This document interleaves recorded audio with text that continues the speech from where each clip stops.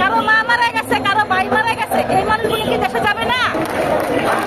সোমবার সকাল 11টা থেকে বিকেল 4টা পর্যন্ত স্বতন্ত্র বিশ্ববিদ্যালয় প্রতিষ্ঠার দাবিতে মহাখালীর সড়ক, রেল ও এক্সপ্রেসওয়ে অবরোধ করে নিজেদের দাবি আদায়ের আন্দোলনের নামে সরকারি তিতুমির কলেজের হাজার হাজার শিক্ষার্থীদের অবরোধের কারণে প্রায় 4 ঘন্টা রাজধানী ঢাকার সাথে সারা দেশের রেল যোগাযোগ বন্ধ থাকে। সকাল থেকেই রাজধানী জুড়ে তৈরি হয় তীব্র যানজট। এতে ভোগান্তিতে পড়ে প্রায় কয়েক লক্ষ কর্মমুখী মানুষ।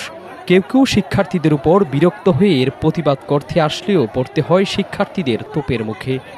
শুরু থেকেই কোনো প্রকার অপ্রীতিকর ঘটনা রোধে পুলিশ ও সেনাবাহিনীর অসংখ্য সদস্য মোতায়েন করা হয় মহাখালীতে।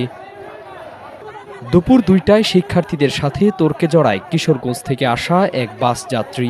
বাসের ভিতরে আমি তো যাব কিশোরগঞ্জ, ঠিক আছে? এখন মনে করেন বাসের ভিতরে বহু যাত্রী আছে, কান্নাকাটি করতেছে, কারো বাবা মারা গেছে, কারো মা মারা গেছে, কারো ভাই মারা গেছে, এই মানুষগুলো কি দেশে যাবে না? তাহলে ওরা এখানে বসে কি অভিশাপ দিচ্ছে মানুষের?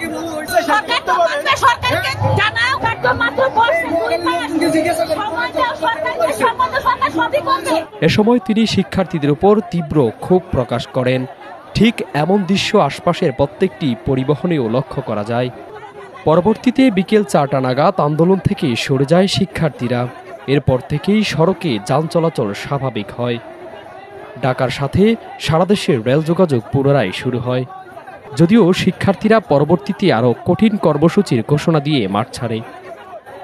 মাহবুবুর রহমান, জিসান, ঢাকা।